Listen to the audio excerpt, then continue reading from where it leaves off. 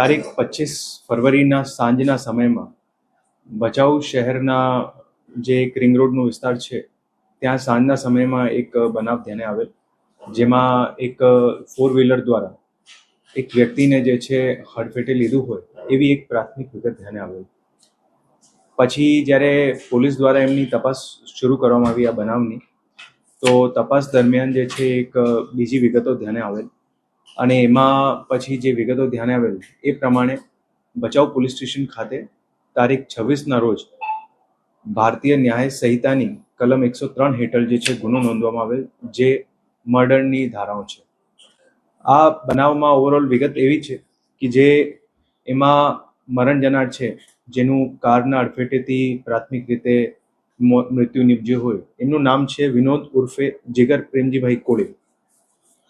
એ જે છે એમનું આમાં જે કાર ચલાવતા હતા, જે 4 વ્હીલર ચાલક હતું આમાં, અને જે એમની સાથે હતા એમાં 2 લોકો હતા, જેમાં એક આરોપી મેહુલ છે અને બીજું જે છે હર્ષદ છે. આ મેહુલ જે છે અને એમાં મરણ જનાર છે વિનોદ, આ એમનું બનેવી થાય છે. અને થોડાક સમય પહેલા જે મેહુલની બેન છે એમના સાથે એમના લગ્ન થયેલા હતા. જે લગ્ન થયેલું હતું એનાથી એ લોકો ખુશ નહીં હતા અને એનું ખાર રાખેલું હતું, અને એના લીધે 1 વર્ષ પહેલા પણ જે છે એ લોકોનું બાઇક અથડાવીના લીધે એક ઝઘડો પણ થયો હતો. એટલે સતત જે છે એ લોકો વચ્ચે મનદુખ ચાલતું હતું.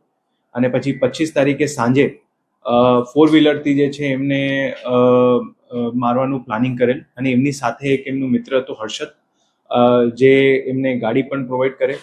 અને જ્યારે આ બનાવ બનેલ એના પછી જે છે ત્યાં હર્ષદના ફાધર પાસે જે છે એ લોકો ગાડી રાખી દીધેલ અને પછી એ લોકો નીકળી ગયેલા હતા.